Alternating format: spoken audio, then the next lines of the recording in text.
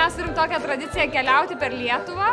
Visa didelė šita mūsų giminė, mažučių, daugiau negu suaugusių, apie 13, o suaugusių apie 12.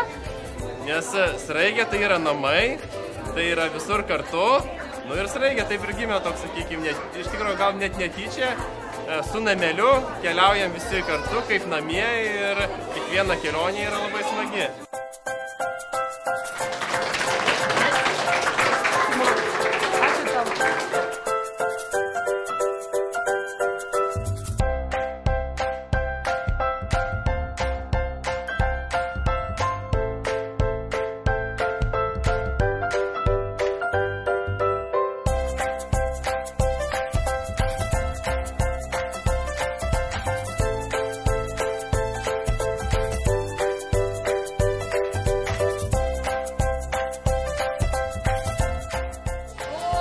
Čia pirmas kiaušinis.